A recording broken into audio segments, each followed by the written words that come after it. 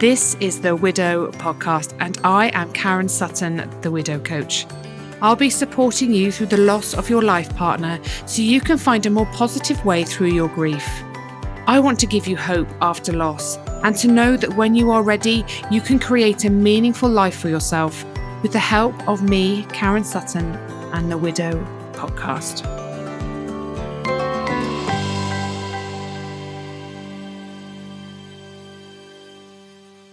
Hello and welcome back. This week I have got the lovely Emma Gray joining us. Rainbow hunting is Emma's new vocation, would you call it? What would you call it in life? Where she helps people sort out the Sadmin. So the admin that comes with death, either preparing for your own death or sorting out the admin from a loved one's death. Emma used to be a wills and probate solicitor. She is now training to be a counsellor, nearly there, nearly at the end, and is a grief and life coach. Now, Emma is absolutely amazing. She has come onto the podcast before, actually, haven't you, Emma? And we've had a chat. So you can check out her full story in a previous episode. But Emma has also come into my membership and done an amazing session for us on our own Sadmin, which was absolutely brilliant. And we will come to that. I think we're going to do like a part 1 and a part 2 to this podcast. In part 2, we will talk about our own Sadmin, maybe, and our own sort of preparation for our death with our wills. But in this episode, we're going to be talking about the admin around a loved one's death, a life partner's death. So Emma, welcome. Thank you so much for being here. Bless you. Oh, thank you for inviting me back. It is a total joy. Thank you. Oh, I just love it. I love talking to you. I just think, what you are doing is so important and so needed. And every time I speak to somebody that's, either listened to our podcast or you've been in my group or they've worked with you individually, they just love what you're doing because it's just so daunting and so scary. And I think the fact that you are a widow yourself, that you used to be a wills and probate solicitor, you have so much knowledge and so much understanding around this area that most of us are severely lacking in, aren't we? It's an unknown world. Yeah, you don't know what you don't know, do you? But I do feel like I'm a bit of a death and dying expert. I think that's a good thing. I'm all for being a death and dying expert. I personally love talking about these things. I like tricky conversations, hey? So, that's it. That's it. So, okay, let's kind of start at the beginning. I know that the two areas of Sadmin kind of, they do weave into each other a little bit and they interlink, and of course it will come into conversation here, but we will go into the will side of things more in another conversation. When you first lose a loved one, a life partner, and you have to start thinking about everything that needs doing, I guess the first question is there a way of making it easier? And how should we be prioritizing what we do? Is there like an order to what should be done and when it should be done? The really annoying thing is no, there isn't really. Wow. There kind of is, but there isn't. So there are some time scales that are really important. So like for probate, if you're going to have inheritance tax due, you're going to have time scales that you're going to have to work towards. And ideally you really want the probate kind of done and dusted in 6 months if you can manage. I totally managed to do my husband's. It's fascinating though, because I thought, oh, wills and probate solicitor, I'm going to find this fine. I even turned around to work and said kind of, see ya, I'll be back 2 weeks after he's died, kind of thing. And I took months off. I had no idea how much it would hit me. My husband, for those who haven't listened to the thing, had cancer, like your Simon, my Simon. Too many Simons. And so it wasn't a surprise, but it was just the most monumental shock. And then you are faced, as you said, with all this post-death admin, which is what I call one type of the Sadmin. And then your Sadmin is what you then realize is totally out of date that you need to sort out for you, but we'll park that. And so, I mean, the most important thing really is to check and see if there's a will, because besides anything else, the will might say whether someone wants to be buried or cremated. And if they've done that in a legal document and you don't do it, then, you know, not ideal. So the first thing is to check and see if there's a will, and the will will also say who the executors are. So they will be the people who take center stage on doing the administration of all the legal stuff that needs to be done on a death. Now, that is quite often the life partner, which is fine. It's often the life partner with someone. And when you say, you know, is there an order? Is there a way to make it easier? I think when it's the life partner with someone, that actually does make it easier, because the someone can actually kind of keep you on track. Because, I mean, me doing my own husband's, thinking I'm a wills and probate solicitor, I'm going to be able to do this done and dusted, no problem. I had to actually say to my dad, please, can you make me accountable? By this date, I want to have done this. And by that date, I want to have done that. Because doing it on my own, I just felt so overwhelmed, even though it was my day job, which is just crazy. And I totally underestimated how you have to phone up and time after time after time tell people the story in order to get the basic information that you need from them to be able to fill in the forms and all the rest of it. And I found that just so draining. So a way to make it easier, I think, is to find people who've got skill sets that match some of the jobs that need to be done.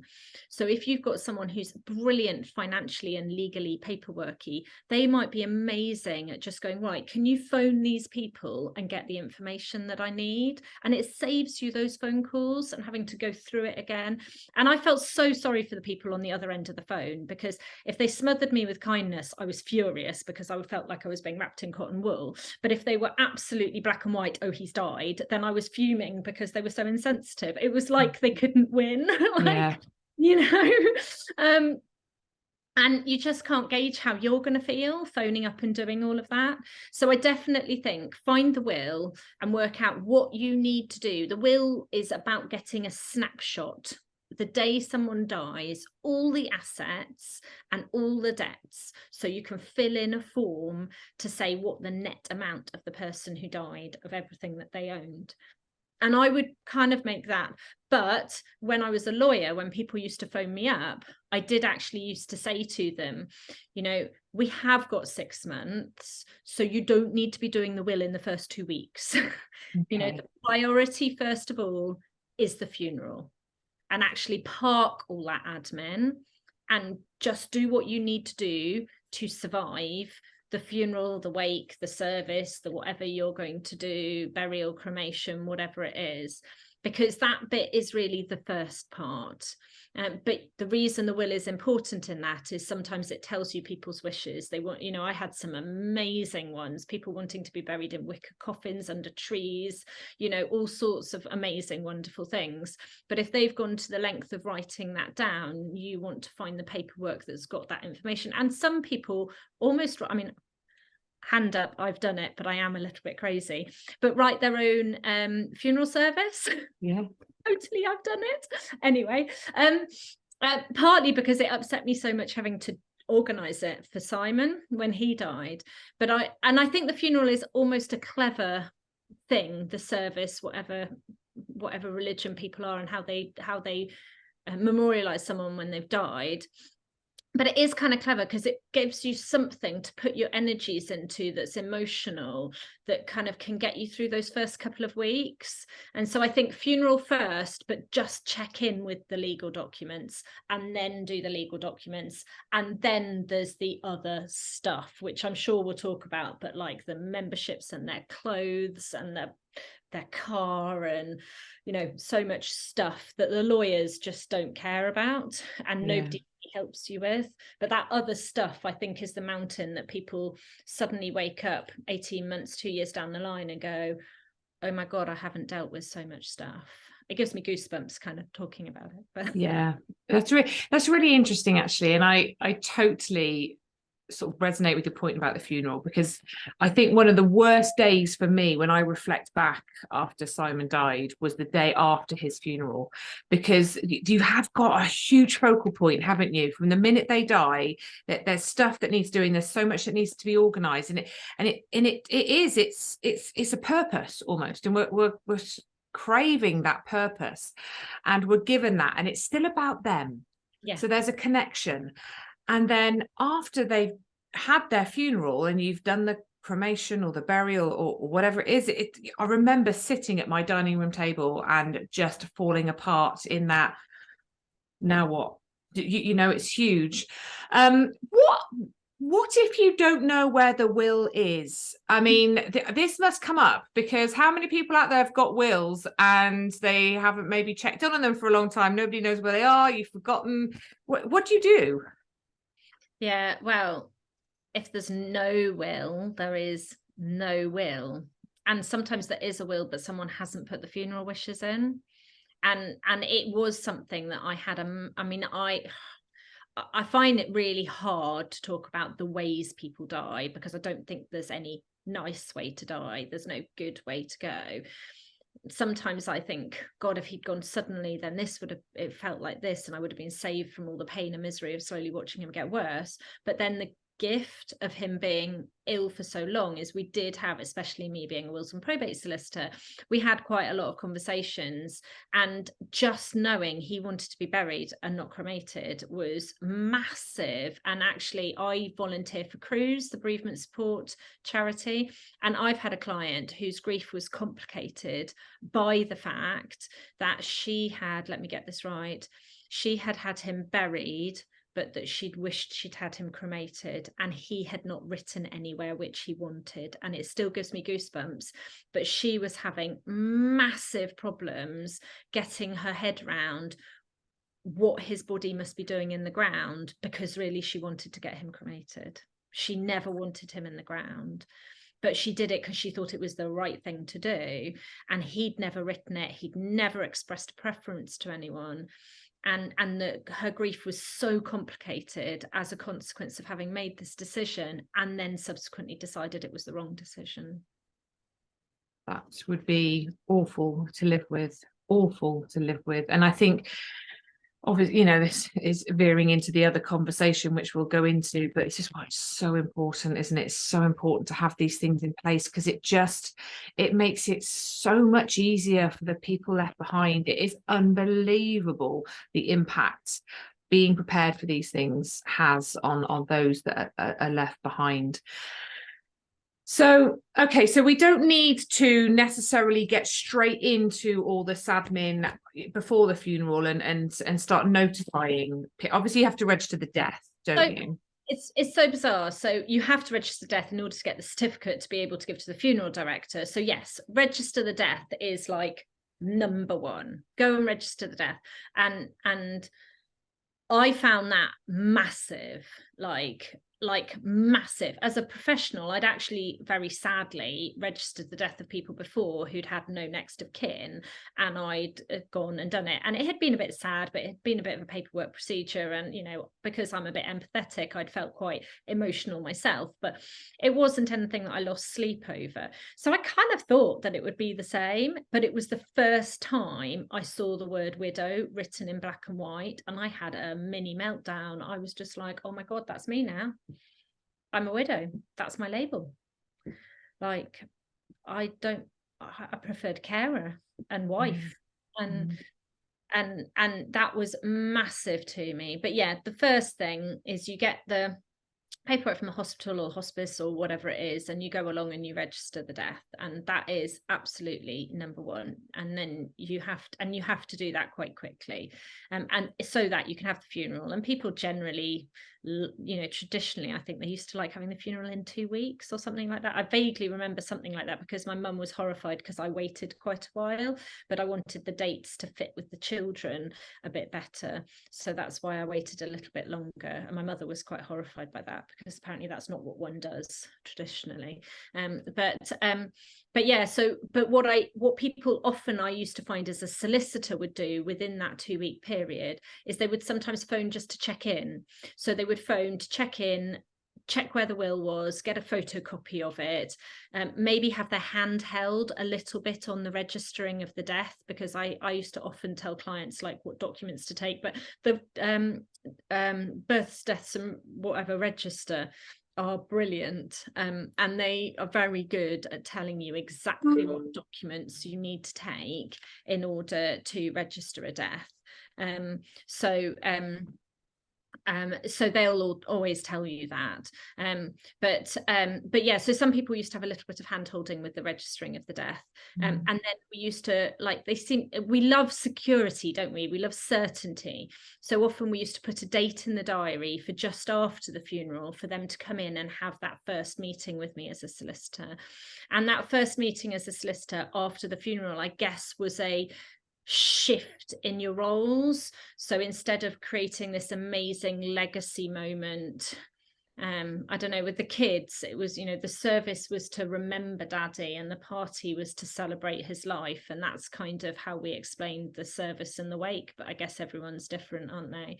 And then afterwards, when you hit that low, which I think is just so common, just hit with a sledgehammer of just like, wow, all those people, all that, I guess you're having a bit of a sensory overload when I come to think about it, because there is just like so much going on, isn't there? Yeah.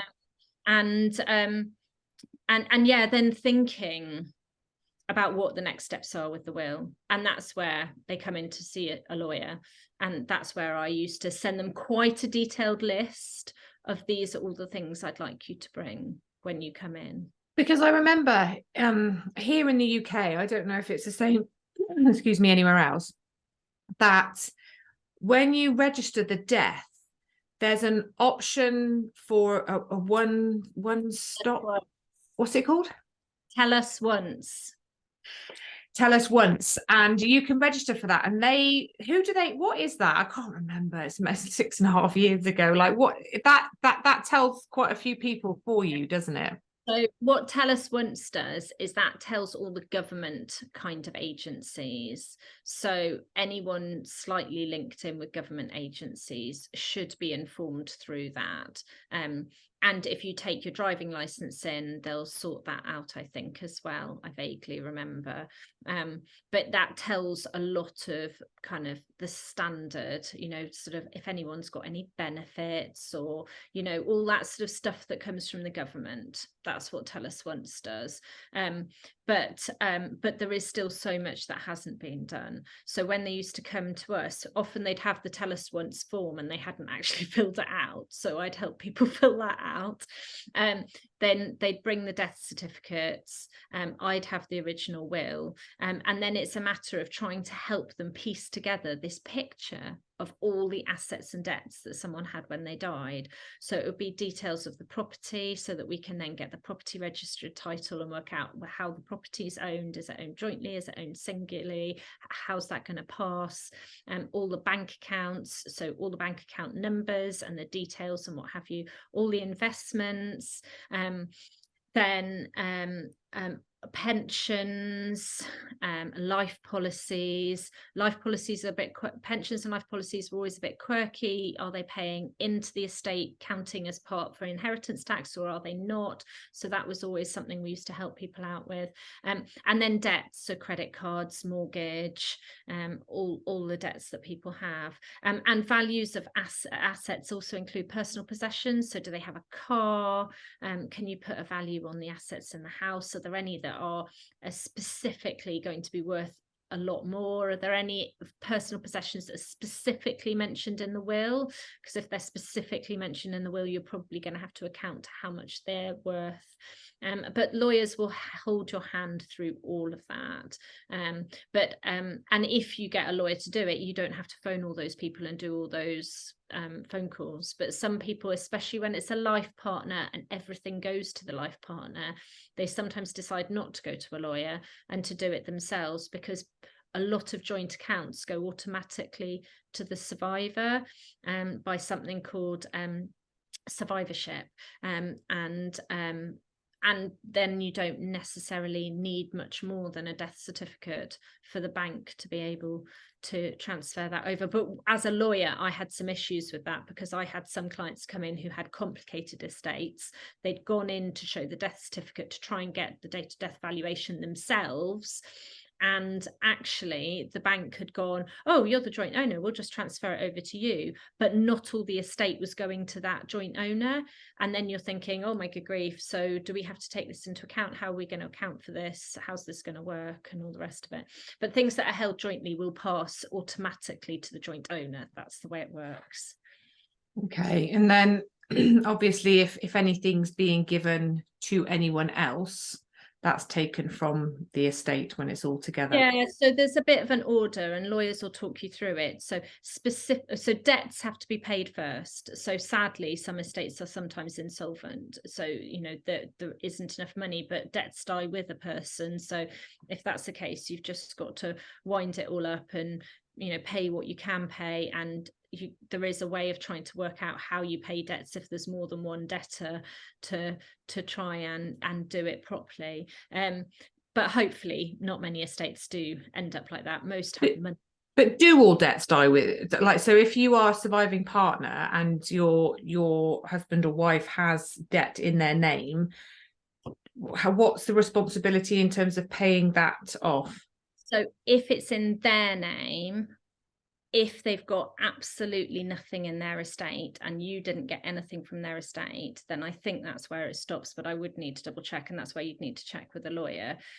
If there is money in the estate, those debts have to be paid first. Okay. So that's where people end up with a situation where often the house is the main asset.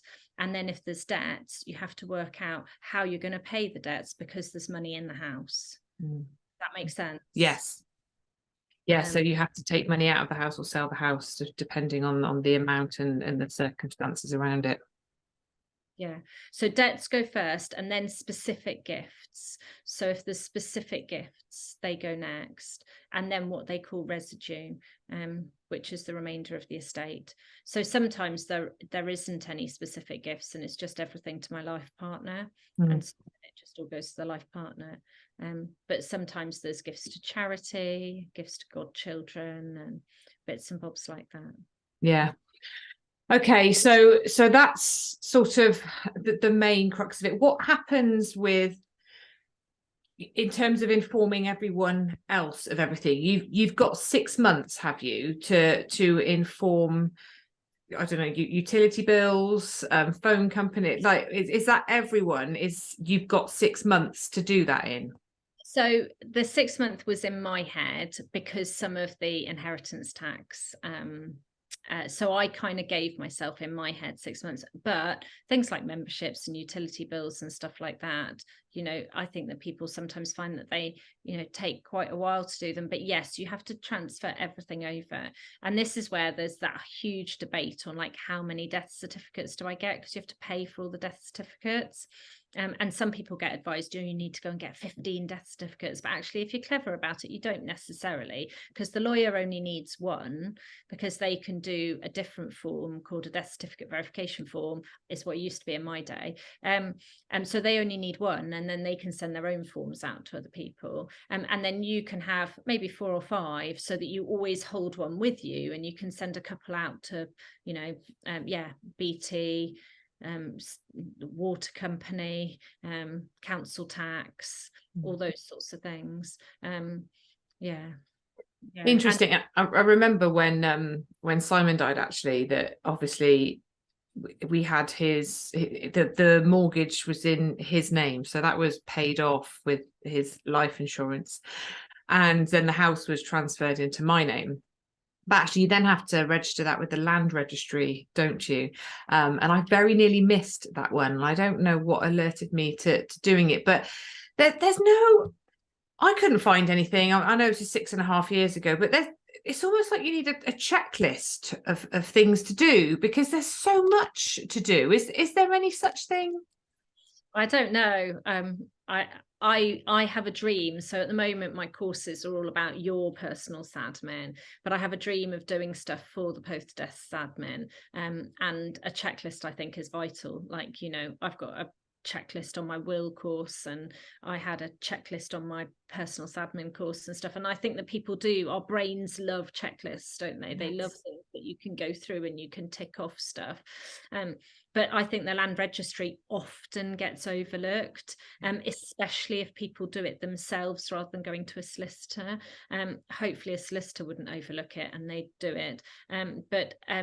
But yeah, if you've got it in joint names, all you have to do is send the death certificate, and it's actually quite easy to the land registry. But it's really important that the land registry is updated and it hasn't got a deceased person's name. Otherwise, at a very stressful time when you come to move, which is emotional anyway, because you're moving out of a house that you lived in with your deceased other half, and suddenly there's a paperwork nightmare because nobody updated the register and their name's still on it, which yeah, it's not uncommon. So I've had times in the past where I've almost had to do a bit of research, working out, like, and I quite like that kind of thing. But the easiest thing is to have a lovely checklist and be like, so will, well, funeral, death certificate, funeral, will, then bank accounts, investments, property. And some people have more than one property as well. Yeah. And they hold them differently, so they don't necessarily hold them in the same. Yeah. Businesses, that's another whole can of worms.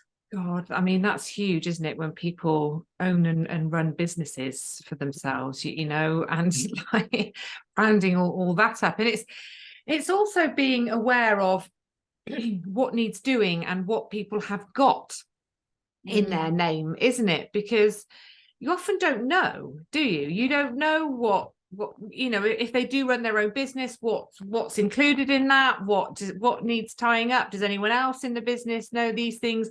But also in personal life, you know, bank accounts. Like I was talking about this in my group yesterday, but I remember about, it was a few months after Simon died, and we'd kind of rounded everything up. It was quite simple with Simon. He in his will, it was just all to me, and it was quite a simple process.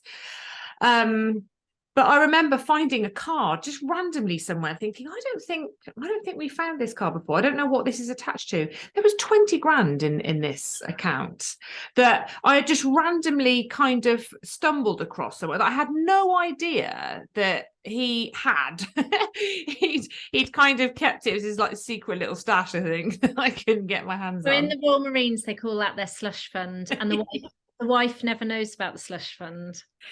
But you know, if I hadn't have stumbled across this card and questioned it, that'd be, do you mean like that? And that must happen so much, mustn't it? It's like... And if you do get into the realms of having to pay inheritance tax, that actually can make a significant difference, because if you were over the threshold, 40% of your 20 grand actually is due to the revenue. And if you've missed your deadline, then potentially you're into interest and penalties. So it is really important that you know what assets people have, which is why I've done your personal Sadmin as the first course, because I think that I want to swear, am I? You could swear. If we sort our shit out, it makes life so much easier for our loved ones, like so much easier. And you know, if they know where all the bank accounts are, and with everything being so online now, it is incredibly difficult. But there are like my lost account, and so if people wanted to Google like my lost account, there is such a thing that you can Google to, check to see if there's like a long lost national savings and investment bond or something. That's but I remember my husband had like 3 premium bonds or something like that, and they were absolutely historic on like tiny slips of paper. But it's really important to find everything. It really is. And you know, a time in your life when you're not firing from all cylinders anyway, are you? You know, you're not thinking straight. I think, you know, to have that presented to you in a document of some sort, this is what I've got, this is where you'll find it, would be so beneficial, because you are just scraping around in the dark a lot of the time, aren't you, thinking, what do I do with all this stuff? Where is all this stuff? And how do I make sure I've got all the stuff covered? It's a really stressful time. So Then what? So you've kind of done the main bits and pieces around the house, and what have you. What's next? Because I know people really struggle. People really struggle with the smaller things in life. I mean, the banks I know, and utility companies, sometimes they have a designated bereavement line, don't they, that you can call, and people that are trained, I use the term loosely, to deal with this, though there still seems to be a lot of incompetence within this area, and people find this very frustrating, because you phone, you make a call, you want to tell somebody your person has died, but there just seems to be this chain of events that makes it really difficult, and the timeline that this is done as well. It's not like you can make a call, tell somebody that your person has died, and they wrap it all up for you. You know, you've got to chase them, and they don't come back to you for weeks, and then they might disconnect the phone when you'd ask them not to disconnect the phone. Or do you see what I mean? There just seems to be a lack of flow and understanding within this area, which at a time when you're already very distressed isn't helpful, is it? I think it's a huge problem for people. I think it is a really big problem, and I think that my heart does slightly go out to all parties, because obviously I've got a lot of empathy for the bereaved, and I know what it's like to be making those phone calls, and it is really painful and not very pleasant at all. But I've got a bit of insight on the other side, and one of the things I'm sure you've said in your groups loads, but I passionately believe that often grief is love with no place to go. So you've got all this emotion and you've got nowhere to park it, and then someone tells you, I'm sorry, you're going to go on hold, and suddenly, I mean, I will not forget talking about disproportionate after Simon died, and it was even in that gap between him dying and the funeral, and our dog was bereaving his master going as well, and suddenly needed a repeat prescription from the vet. And it wasn't even like it was something new, it was something he'd already had from the vet. And I phoned up, and then they said, I'm sorry, you're going to have to see one of the vets. And it literally flipped me. Like I literally have no idea where the emotion came from, and I literally lost my shit. And I said, we've been at your veterinary practice for forever, my husband has just died, my dog has been on this drug for forever, all I'm asking you is for a repeat prescription. If the dog dies as well now, because he was quite old, I don't know what my kids are going to do. And I literally lost my shit at this poor receptionist, and she was like, I'll see what I can do. And then the highest up vet phoned me up in the practice, apologized profusely for the inexperience, said I can't speak properly, but the repeat prescription was ready for me to pick up. And then I had to go in and collect it. And I was just like, I'm so sorry. I totally lost my shit. And I know that I totally lost my shit. And I'm so sorry. But I had all this emotion, and the thought of the dog dying on top of the husband was just something I couldn't contemplate. And one of the things is he had these really bad legs, so I couldn't get him in and out the car. So taking him in to see the vet really wasn't an option, because it was really difficult to move him around. But it is crazy, because I think that, yes, there's not enough understanding, because thankfully you don't know what it's like unless you've been through it, and thankfully not everyone has been through it, for which I'm quite grateful. But on the other side, it does make it really tricky, because people just don't understand. No.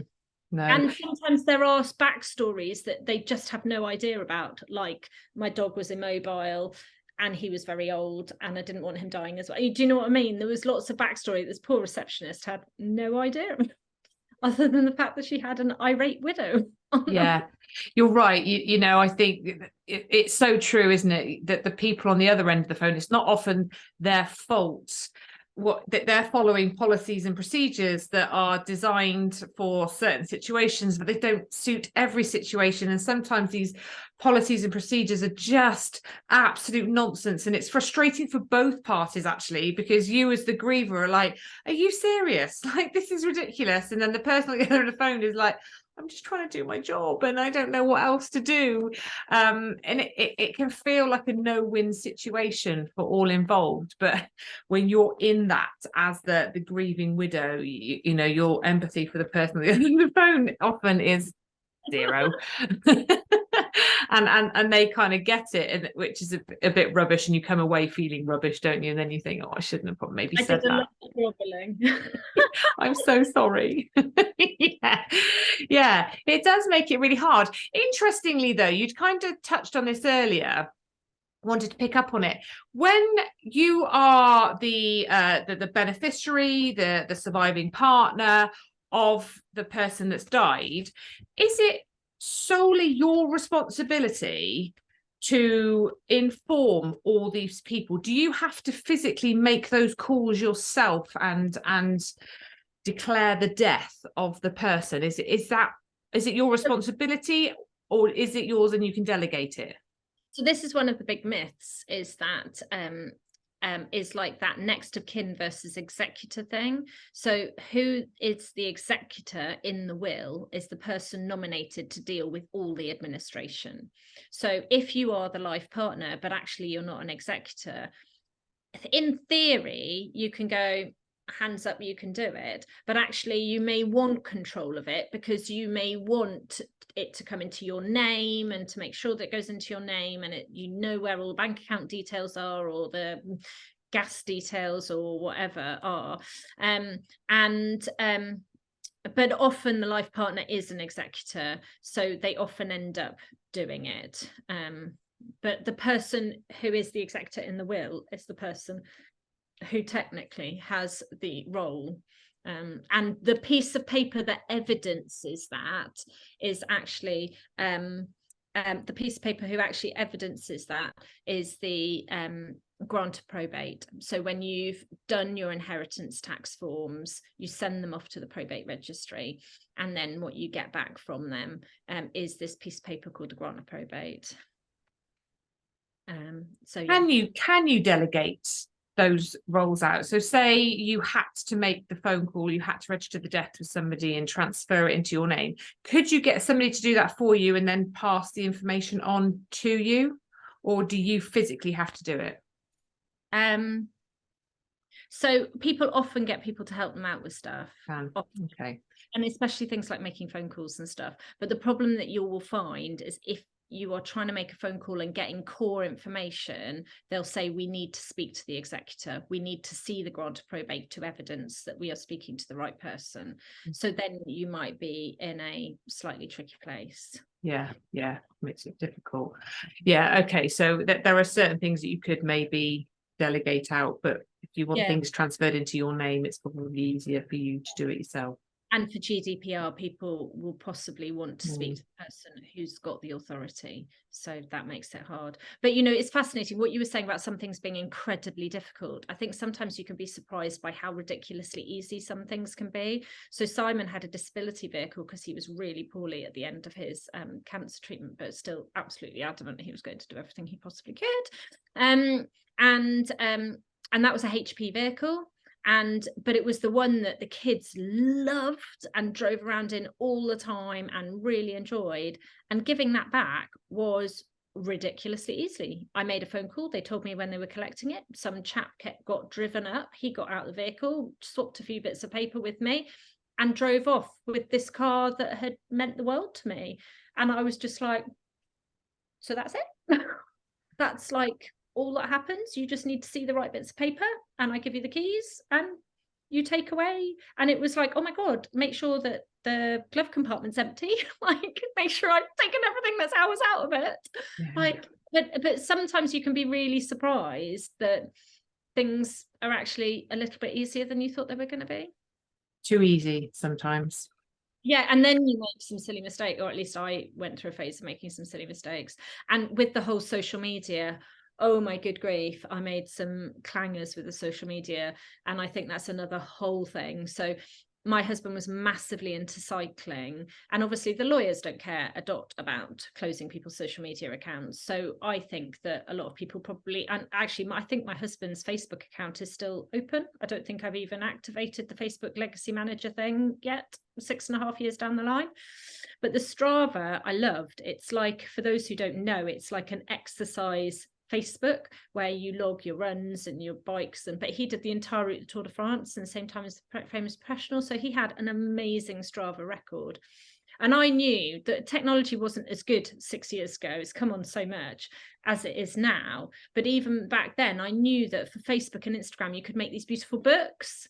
So I messaged Strava and said, you know, I really want to memorialize this. It's really important. Ironically, my elder daughter had just done a 30-mile bike ride, and she just discovered Daddy's Strava account and was going, oh my God, his training ride was 30 miles. And I'm like, yes, I know. And that's your big event. He was a little bit crazy on the cycling, but, you know, she just made that connection.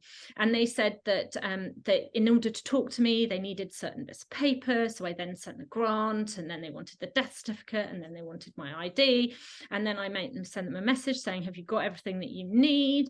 I'm really keen to just memorialize this so I can keep it forever for my kids. And I got a message back saying, we've deleted your account. And the whole thing had gone. And then I was like, can I complain? Can I talk to someone else? Have you got a big back server that you can get it from? Sorry, we purge our data as soon as it's deleted. Why did they do that? I don't know if it's the same now, because that was 6.5 years ago. But I literally, you know, when you feel like your stomach's fallen out of you, I was just like, all of those comments that his mates, and one of his mates told me that there was a certain hill that Si had the best time on, and he's like, freaking dead dies beating me on this hill, and like Simon was like the best on this like hill. And sometimes they would message me and say, oh, I did Si's run again, and it reminded me that they're all gone. Oh, they were like, have you got a Garmin? And I was like, yes, he has got Garmin. I've no idea how to use the Garmin, and it hasn't got any of this banter, any of these, like, you know, with social media, you've got all this chat. Yes. Yeah, hasn't got that. And I think sometimes people don't deal with the social media because they worry about that happening, because it's a real thing. And I can understand that. I mean, I've never touched any of Simon's social media, because I didn't really understand why I would, for starters, and I just wanted to keep it open, and I've never really diverted from that. I mean, it's used less and less now, obviously, but it, you know, it's, I know some people really like to do that, but you know, I never have, and I've always just left it.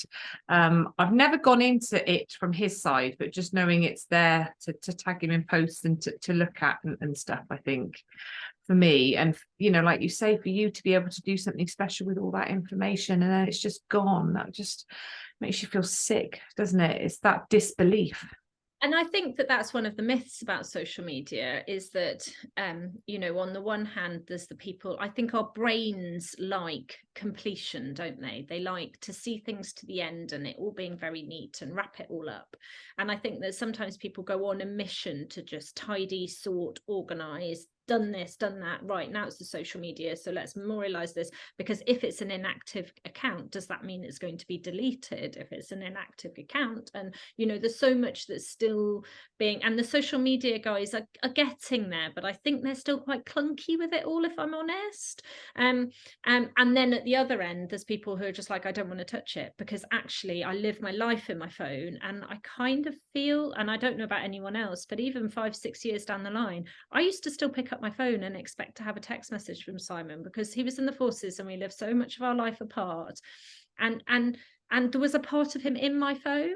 And so actually closing those down is massively emotional. It's not just like, yeah, let's tick another thing off the list. It's huge. It really, really, really big. It is. It's absolutely massive. I remembered speaking to Vodafone about Simon's phone.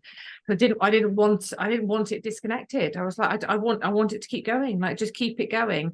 And they did for about 6 months. And then I woke up one morning and they just disconnected it, having told me that they would, you know, keep me posted and all that kind of good stuff. But I just thought, okay, maybe it's time, and you know, just find your way through it. And I did. But this is the thing, isn't it? The emotion that doing these admin tasks is so much bigger than just doing a task. It conjures up all sorts of thoughts and feelings and resentments and sadness. And I think, you know, when we are doing these things, I think it's really important that we wrap it in love for ourselves, so that we are looking after our needs. So, you know, instead of, you know, punishing yourself to do, I've got to get all this done, like, you know, I'm going to sit down, I'm going to go through all these tasks, you know, can you do something nice to get yourself into a you know, a relatively calm headspace? I say that tentatively because when you've just lost someone, that's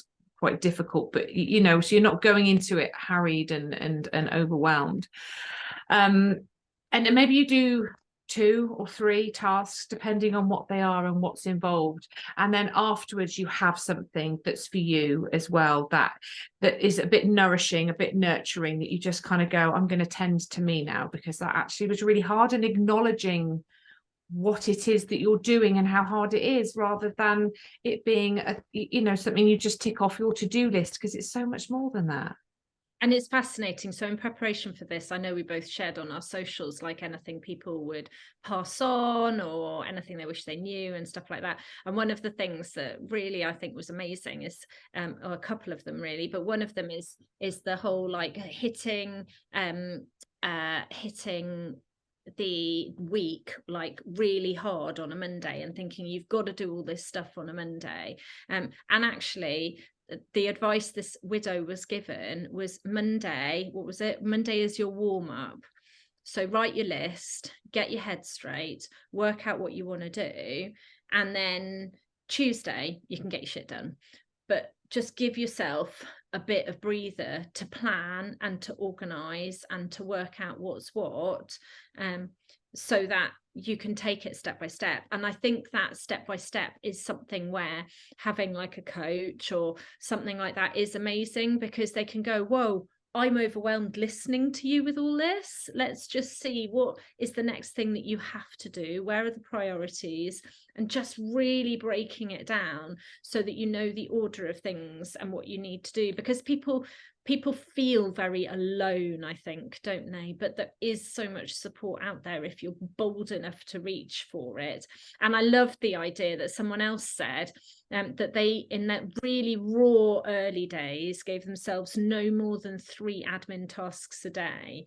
And to be honest, I think one would have probably been my max, but maybe 1 a week. But you know, work out where your ability is and just set yourself. And then, like you say, celebrate the fact that you've done it, because it's so hard. It's really, really, really hard. But so much easier if it's broken down and done with someone. You know, they say grief doesn't heal in isolation, don't they? And I really do believe that tricky things are made so much easier with support from people who get it. 100%. I think, you know, just having somebody on your side that helps you feel a bit safer in a very scary, vulnerable world that you've been thrown into is absolutely vital. And I think as well, I love about what you do, Emma, is that yes, there are people out there that can help you, but often those people that we think are there to help us are the lawyers, the solicitors, and that can be quite daunting and incredibly expensive. And I personally found that I didn't really understand what my solicitor was saying to me half the time, because there's like some kind of unknown language that I haven't been taught being used. And when your brain isn't functioning at your normal level, which I've got to be honest, probably isn't great at the best of times, I just thought they were speaking to me in like fluent Russian at some point. You know, you're just like, what are you even saying? I don't understand the question, let alone the answer. And that can put you off. I mean, I was very fortunate. My financial advisor is a friend of Simon's, and you know, and he speaks English, which is really helpful. And because all of that stuff just sends me into a bit of a tiz, because I'm like, it's a world I don't understand, and I feel quite intimidated by it. So yes, the help's there, but how do we know what to look for? Because there's you, which is brilliant, but you're quite unique, aren't you? Like, is there another you in the UK? No. See, so you are really unique, and what you do is amazing, but people wouldn't know to look for you, because it's a bit like me with the widow coach. People don't go, I'm going to get myself a widow coach, because it's not a massive thing that people know exists yet.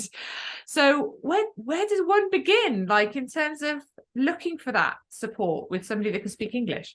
I guess that people's first port of call is often the internet, isn't it? It's, like I will never forget my husband when he was very, very sick. And we definitely had, I know that you shouldn't be sexist, but we definitely had boy jobs and girl jobs in our house without a shadow of a doubt. And so there were certain things that I am still utterly rubbish at. And actually my kids are now way better than me, partly because of this solution.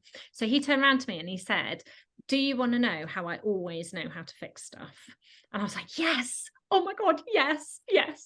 And I was expecting this like nugget of gold dust. And he just turned around and he went, I Google it. And I was like, that's your legacy to me. Marvelous. I Google it.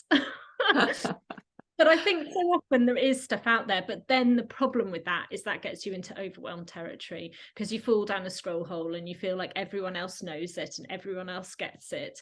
And then you get into that tricky place. So yeah, it is difficult, and this is why we're here now having this conversation, because you are there and you are amazing, and the information that you provide is absolutely remarkable. Like I've learned so much. I want to come and do your wills course, because I'm like, I need to sort my stuff out. I don't really know where to start, because it was done after Simon died, which was so long ago. And but it's finding that, isn't it, and getting that out there, and getting you out there really, and finding more people like you that can help. But I thoroughly agree with you that we need help, and we've got to get out there and find the right support, the right help for us, and ask for it, and take it. I know it's not easy to do, but don't expect yourself to do everything all by yourself, because you don't need to.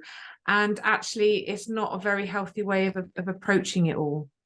And I think you then are at risk of isolating yourself if you don't ask for help. So one of my lovely widows, who I really adore, I adore all my lovely people who follow me, but she again, apologies for the swear word, but she said, when I said, what do you wish you'd known more about the death admin stuff, she said, more about bloody cars, insurance, tax, MOT, etc.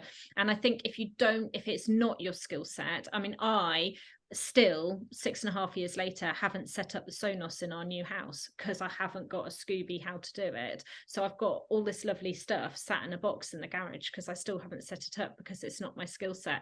And I think sometimes it's having that confidence to know ourselves, and I say this to people, and I did a bit of a talk a little while ago about staying in your own lane and working out who you are.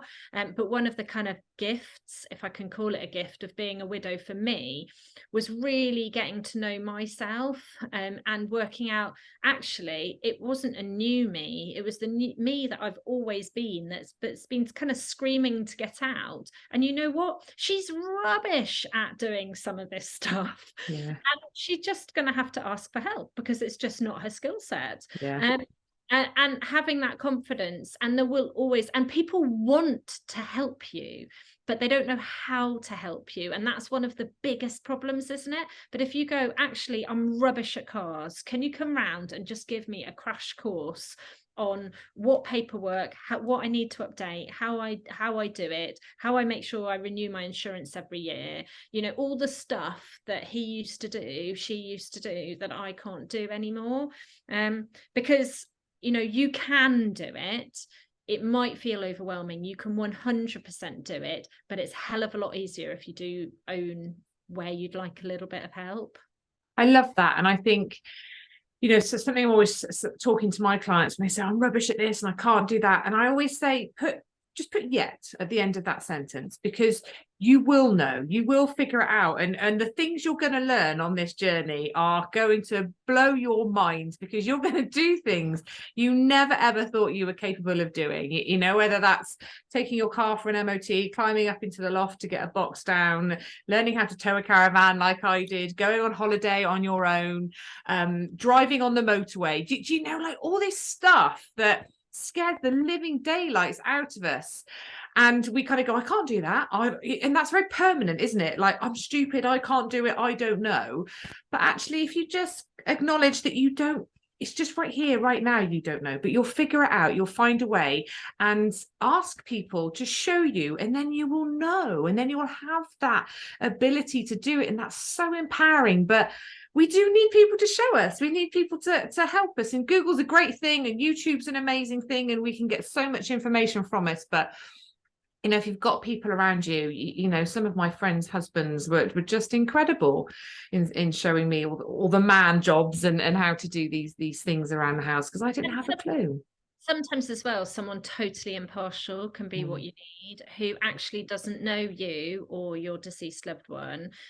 I shared on social media that, like, even though I moved house, and I was saying to you in the pre-chat, so I moved house, and we'd had 6 houses in 6 years in the military, so we were really minimalist until we bought our own house. And then stuff started going up in the loft, and then he got sick, and anything I couldn't cope with went up in the loft, and then all the kids' clothes they grew out of went up in the loft, and before I knew it, the loft was having to have extra boards put down because there was so much stuff up there.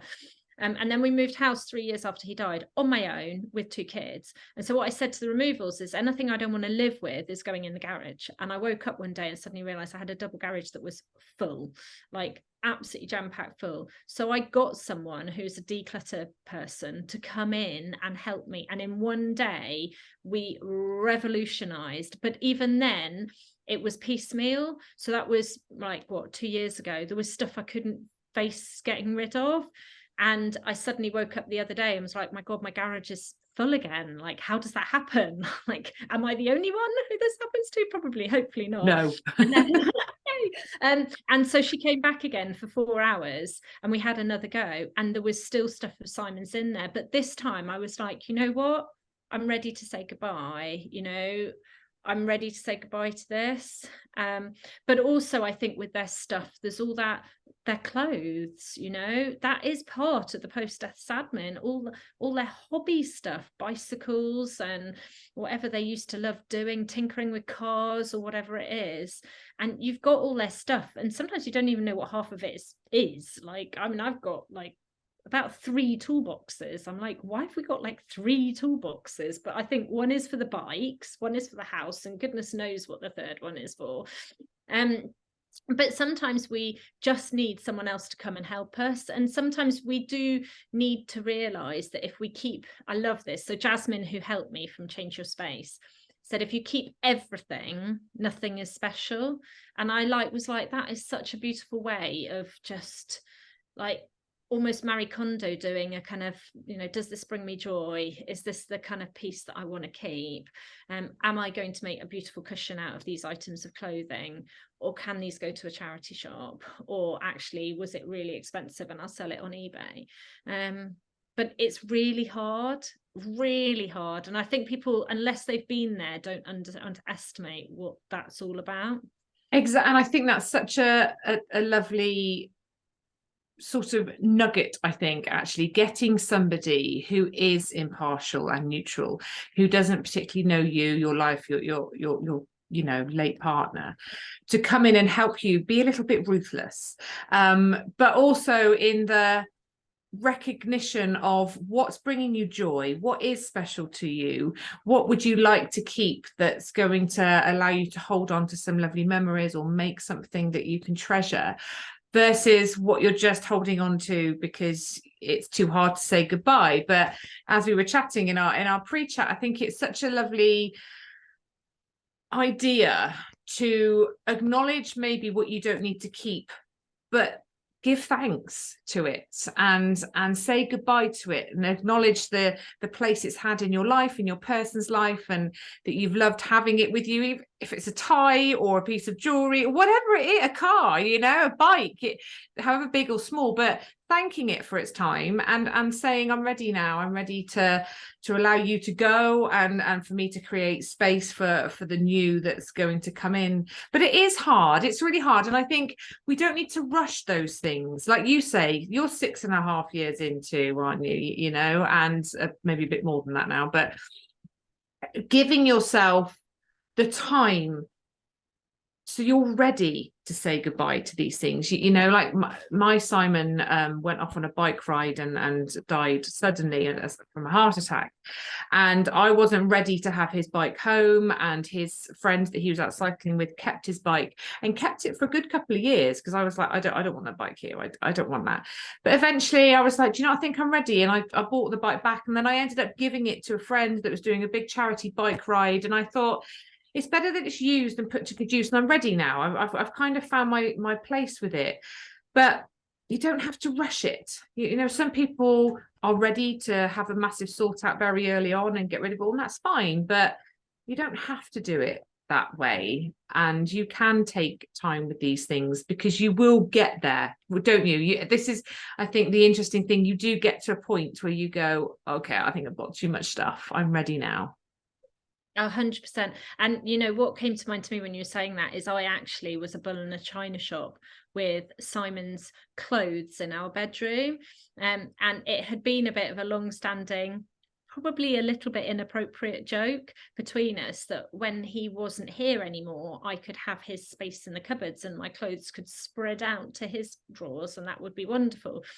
And initially I couldn't bear it. And then it was only a matter of months later that the gorgeous hospice nurse came, and I said, I need his stuff out the bedroom. I don't mind having him everywhere else, but there was something in me. I needed it out of the bedroom.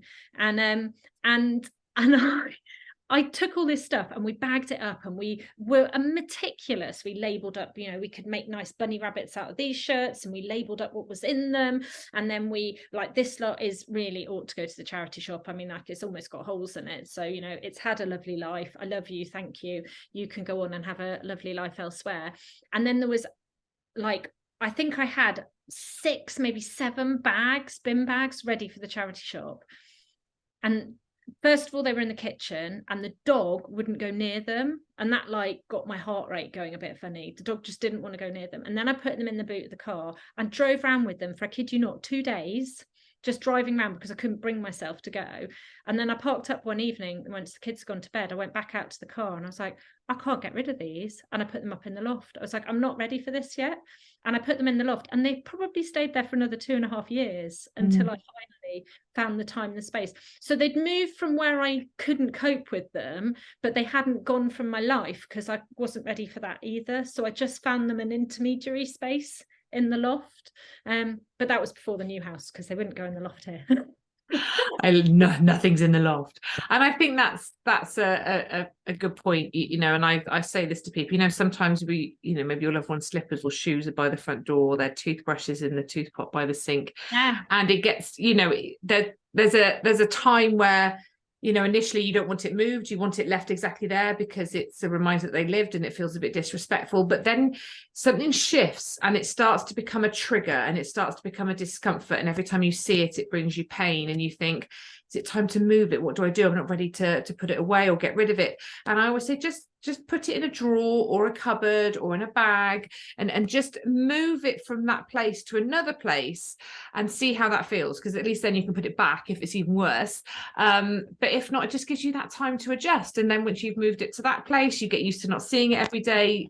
That the attachment to it is slightly less, and I think you start to recognize that that's not the thing that connects you to your person. Actually, it's so much bigger than that. But we need time to understand these things, and then eventually we're able to let these things go and say goodbye and thank you to them, and send them off to wherever we're going to send them off to. But it is having that patience, I think, within ourselves, which is hard. It's really hard.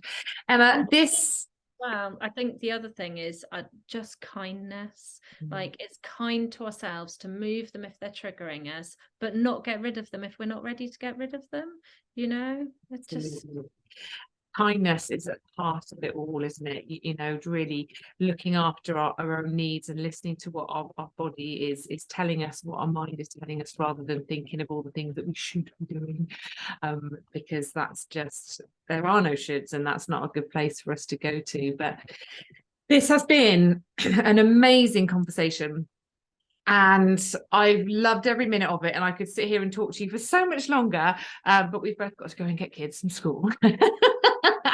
So Sorry, we will. the dinging was my daughter saying, set a reminder, because she knows I'm scatty. Set a reminder for Alexa to remember to come and collect Get me. Apologies about that. Don't worry, my phone's been going off as well. But you coming to pick me up, Mum? This is our life, isn't it? This is us trying to kind of help everyone else be mum. So it's a juggling act. It's okay. I'm with you. So thank you for your time. Thank you so much. It's been fantastic. I'll obviously put links so that you can get in touch with Emma if you'd like to in the show notes here. And we will follow this up with another episode about our own Sadmin, where we can talk more about preparing for our own departure from this earth with wills and what have you, which is going to be amazing as well. So Emma, thank you so much for spending your time with us today. It's so appreciated. You're amazing. Thank you so much for listening to the Widow podcast with me, Karen Sutton. If you would like to be part of a supportive community of people who understand your grief, come and join my free Facebook group, Widowed and Rising. And make sure you tune in to the next episode of the Widow podcast.